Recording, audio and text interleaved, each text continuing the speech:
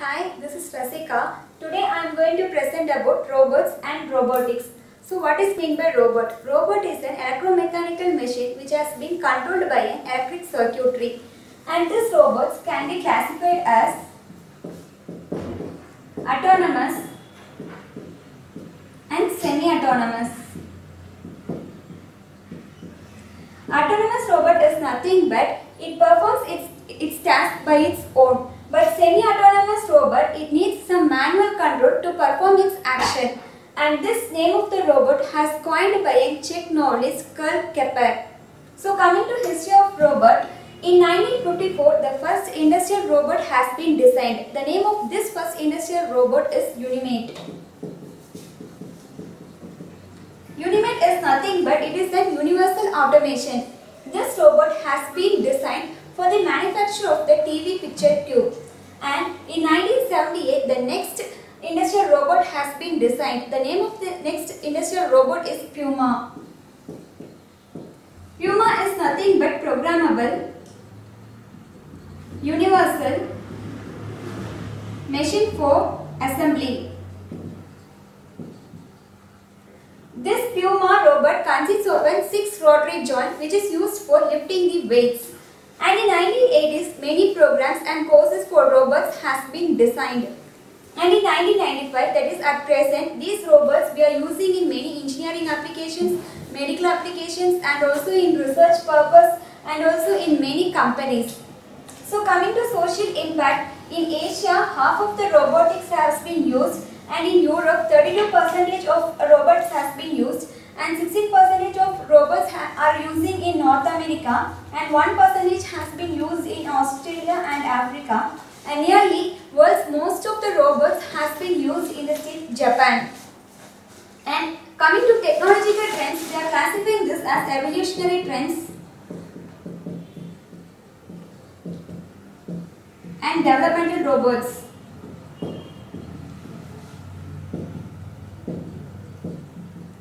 Evolutionary robots is nothing but a series of robots has been sent to an testing and a robot with a better future is taken and other robots has been discarded. This is evolutionary robots. And coming to developmental robotics, in a robot, in a single cell, we are going to implement many developmental features. So if we are going to implement some features that in a single cell, that is called as developmental robotics. And next thing is we are going to see about some modern robots. First thing is mobile robot. Mobile robot is not a fixed robot. It is a movable robot. It can move from one place to another place. It consists of a wheel-like structure which is possible to move from one place to another place. And these mobile robots has been used in space. NASA scientists, they are using this mobile robots in space for the Mars exploration. And coming to military robot, this military robot is especially designed for the military purpose, that is during the war field. And this robot is nothing but it is an unmanned aerial robot which is armed with air to ground missile, and this can be controlled from the command room. So according to the command given by the controller, the robot will perform its action. And coming to healthcare robot, here these robots has been used in many medical field for the surgical purpose. Like one example is we are using a nano robot. Nano is nothing but it is 10 to the power -9. So this nano robots has been used in a medical field for the surgery of a cancer cell. So this is about the medical robots. And coming to service robot, service robot is nothing but we can use this robot in our home appliances also, so that these robots can clean our floor and it also can clean the roads, and it also used to clean some garbages, etc. And coming to industrial robot, this industrial robot consists of an arm-like structure where it consists of a grip. This grip which is used to pick up the object and to place the object at a respective field. So this industrial robot is a fixed one and it can move only in a particular area. That is, its arm can move only in a particular range. And coming to humanoid robots, this robot is similar to a human and it consists of hands and legs. This is mainly designed to impact the human and also the environment. So next thing is we are coming to knowledge base for robotics, that is what are the components we are using in a robots. So first thing is nothing, power source. The power source here we are using in robots is lead acid batteries. These lead acid batteries are very compact and it is also less weight. And second thing is we are also using a silver cadmium batteries, which is also a very small in size, but it is very expensive. So these battery powered robots are consuming a lot of weight and lot of space. Because of that, we are using a cable connected from the power source to the robots. This can reduce the weight and also size, but it is very difficult to manage, often cable connected with a power source to robots. And next thing is we are going to see about pneumatic. Pneumatic is nothing but it consists of compressed gases which has been used to provide some energy. And hydraulic, it consists of liquids. And flywheel energy storage, it activates the rotors and which is used to store an rotational energy. Organic garbage, this is used to collect some garbages which produces an ethane, and with this ethane we can burn some fuel. So this is about the power source. Next thing is dynamic balancing.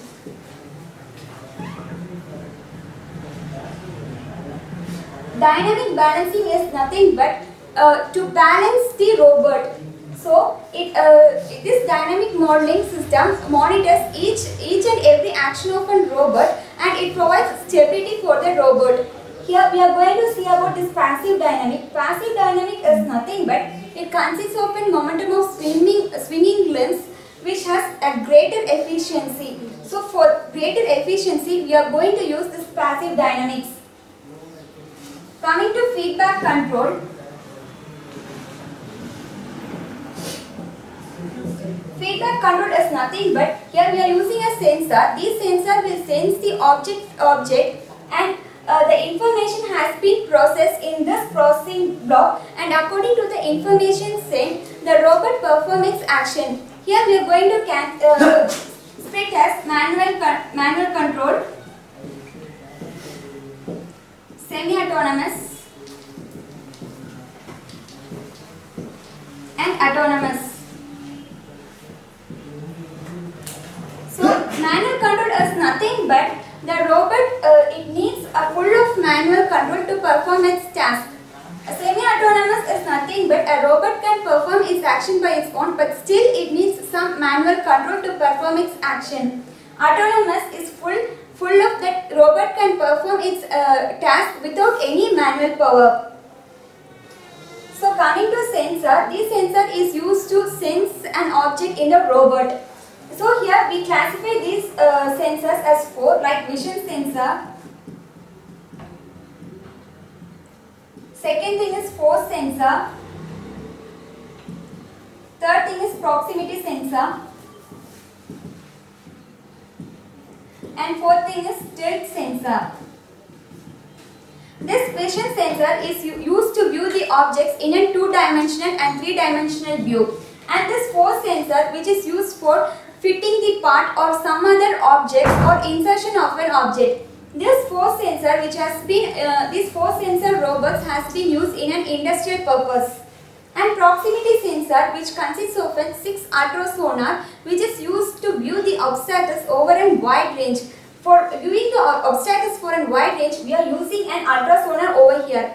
And tilt sensor is nothing but it is used to balance the robot. And coming to actuator. Actuator is nothing but it converts the stored energy into movement.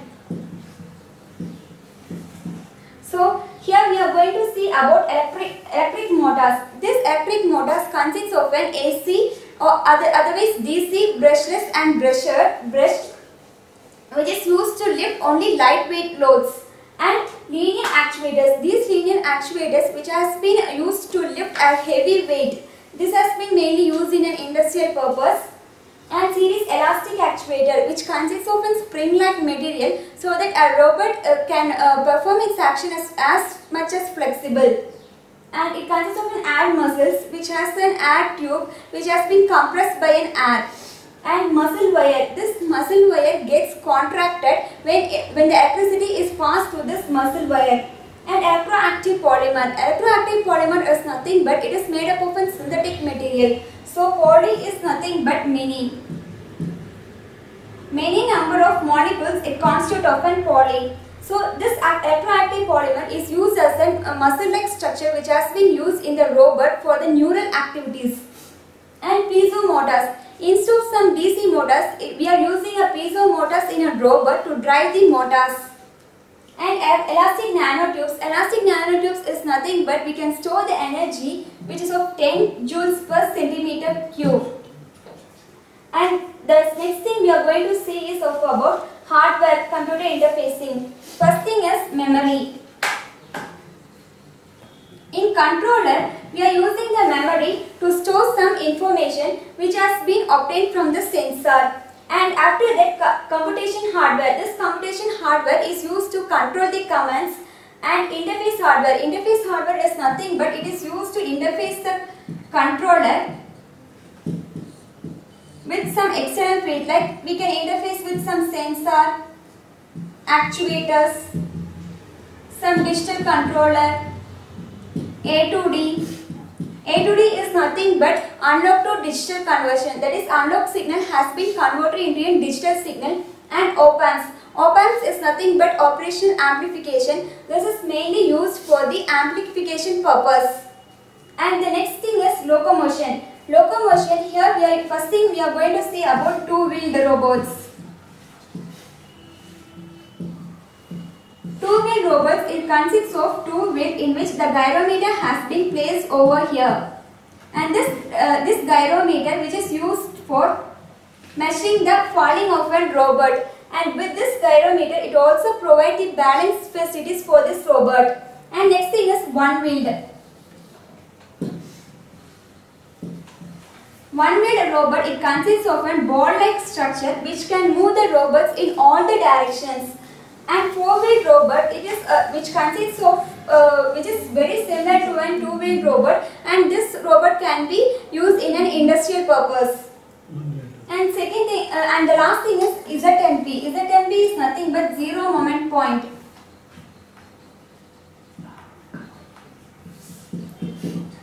A robot used to put some force, and the surroundings, that is space, it also provides some force. So these two force gets cancelled at a point. So this point we call it as a zero moment point. And the next thing we are going to see about is manipulation. This manipulation is nothing but it is an arm of the robot which is used to pick up, modify, destroy the object. So we, here in robot, hand is called as end effector and arm is called as manipulator. So most of the robot we have a fixed manipulation. That is, for example, we have in a humanoid hand we have this fixed manipulation. Here we are using a mechanical gripper. This mechanical gripper consists of two finger-like which can be opened and closed, which is used to pick a very lightweight loads. And second thing is vacuum gripper. This is also used to lift the weight, and it has been occupied with vacuum. And third thing is general purpose effectors, like it consists of a maximum number of fingers which is used for lifting a heavy weights. This, for example, for general purpose effectors we can say about Asimo.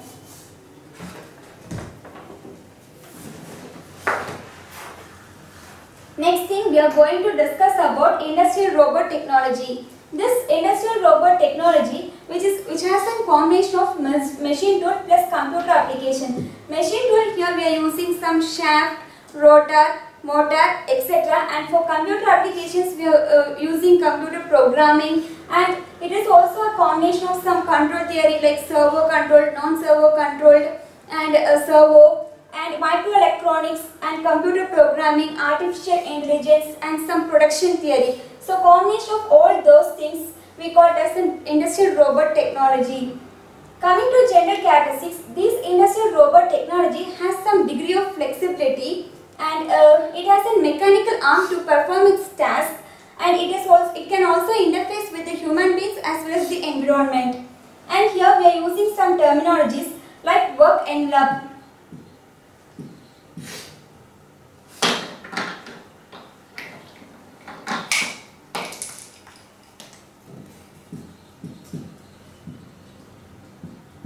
This work envelope, that is, the robot can perform its task only at a particular range. And second thing is payload. Payload is nothing but how much of load that the robot can lift. And third thing is velocity. Velocity is nothing but speed of the robot. Third thing is cycle. Cycle is nothing but in how much of time that the robot can perform its action in one cycle time. Accuracy. Accuracy, it depends upon the robot, how much accurate that the robot can perform its task. Repeatability. Repeatability is nothing but the robot's turning position. Resolution. These robots will produce a precision, that is a very good resolution. Size. The size, it depends upon the capacities and capabilities of the robot. So these are the terminologies which we are using in this industrial robot technology. And coming to basic computer, here we are going to see about controller, manipulator, power supply and also end effector. So here we are going to give some external command or external feedback to the controller which performs the task, and it has been given to the manipulator. Manipulator is nothing but it is an arm of the robot, and it processes the information, and it has been given to an end effector which is the hand, and it performs the task. And the power supply. This power supply has been given to the manipulator and also for the controller. And the output from the end effector has been given as a feedback to the controller, and the input from controller is given as a feedback to this end effector so that the robot can perform its action. Next thing is manipulator. Manipulator is nothing but it is the arm of the robot, and this it produces some movement, and this movement can be classified as arm plus body. This arm and body also can be classified as motions plus brisk motion.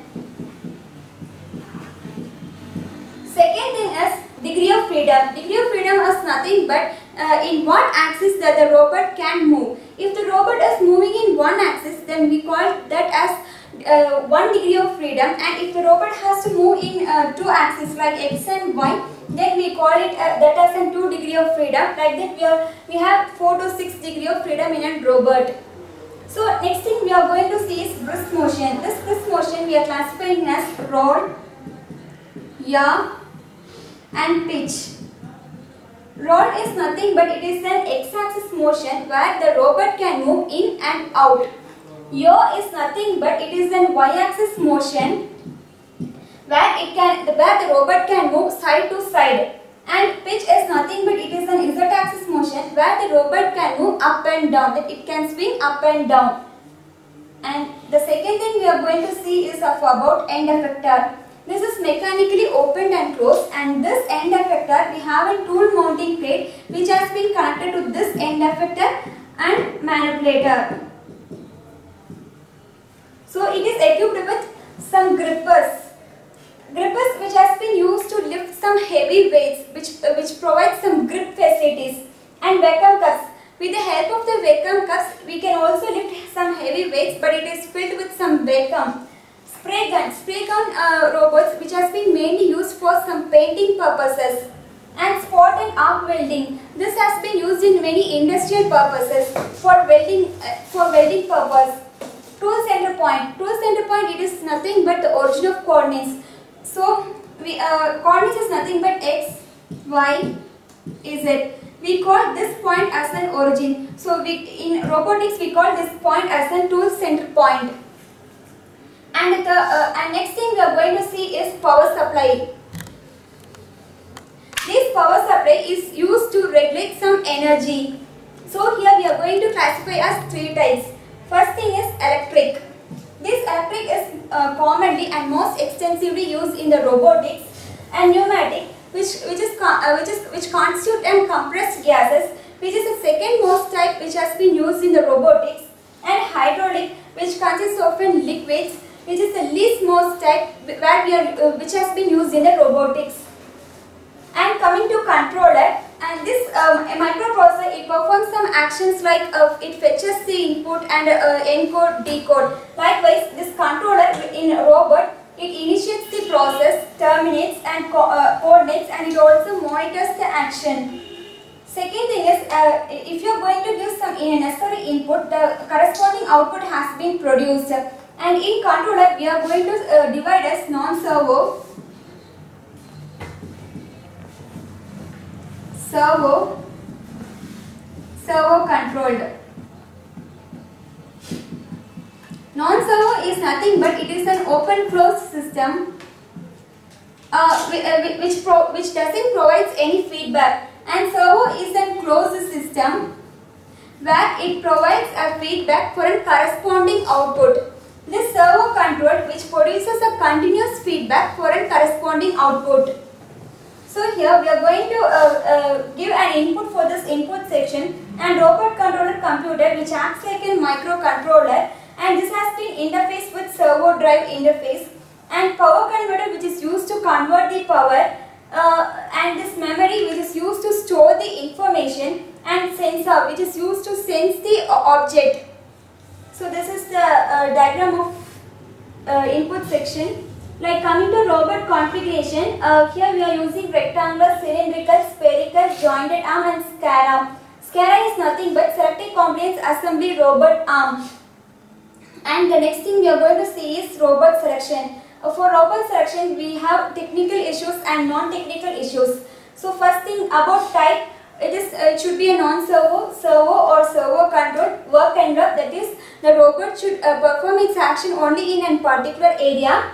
Payload, how much of load that the robot can take, and cycle time, that is for performing one task, how much of cycle it performs, and repeatability, it is nothing but a turning position of a robot. Power drive, it is used to drive some power. And non-technical issues, it includes some costs and benefits, service, security, and training and maintenance. So next thing we are going to see in industrial robot is a robot generation. So these first generation industrial robots, they can pick up and place only the place the objects. Coming to second generation, it is a hardware controlled where it has been programmed. Third generation is programmable logic controller, where this programmable logic controller consists of a logic states plus microprocessor based controller. And the fourth generation is beyond the PLC. Here we are not going to use any programmable logic controller. Here you are going to use microcomputer, and it can start control by its own. Fifth generation is full of artificial intelligence and miniature sensor. Like small sensors we are going to use to sense the object, and decision making capabilities. The robot itself has its own decision making capabilities. Next thing we are going to see about models of phonic industrial robot. So first thing is R2000IB. I is nothing but it is an intelligence. Here this robot consists of a 6-axis, and it can also lift a heavy payload, and this is also used for some welding purposes, material handling, part transfer, and also material removal. These robots can perform these functions. And next thing is P50IB. This is a paint robot. This has been it consists of a spray gun which is used to spray the paint. And next thing we are going to see is M710IC. It also consists of a 6-axis which can take the load of about medium to high, and it is also used for handling the material. It can also assemble the parts, transfer the parts, and it also can pack the parts, and also for dispensing. And the next thing we are going to see is F200IB. It consists of 6 degrees of freedom and 6 rod-like shape. This is also used for a welding purpose, and also for lifting the weights, and also for part transferring, and also for fitting purpose. Everything we can use this robot.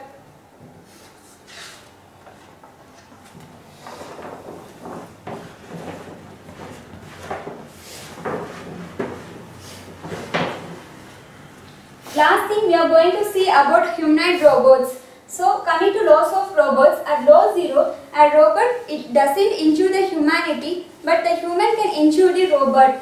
Coming to law 1, a robot it doesn't injure the humanity until it violates the higher order law. Coming to law 2, a robot must obey the words which has been given by the human being until it violates the higher order law. Coming to law 3, a robot must protect itself, that is, it should protect its own existence until it does not conflict with some higher order law. So these are the laws of the robot. The next thing we are going to see about Honda's humanoid robot. Here we are using Asimo. Asimo is nothing but advanced step in innovative mobility.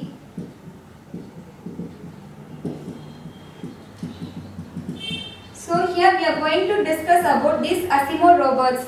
It is like a human being. It also has a two-legged humanoid. These robots has been designed especially to help and to live in harmony with the people. So history of Honda's humanoid robot. In 1986, that is a first working robot which can walk up to 5 to 20 seconds. That is, it can walk only 0.05 km per hour. And in 1987 to 1991, its speed has been developed to 0.25 km per hour, and its dynamic working, that is, it can balance by itself. This dynamic rate has been increased to 1.2 km per hour, and high length increased. Length is also increased like 3 km per hour. And in 1991 to 1993, it has like quick human steps, that is of about 4.7 km per hour.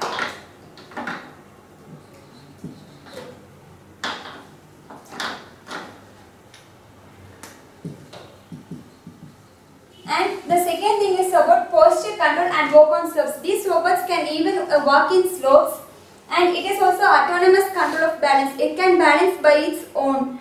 And from 1993 to 1997, it also consists of an arm switches which is used to pick up the object, drop the object, place the object, and it is also covered with some plastic skin and a wireless robot, completely independent, and these robots are very small in size and is also very light.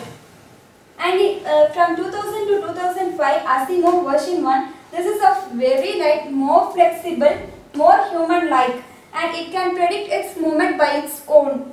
And 2005, that is at current, Asimo version 2, these robots can even run. The running speed of this robot is of about 6 km per hour. So these robots can turn front, side, and it can move, and it can also move, it can also run, and it can also hold the hands of the human beings.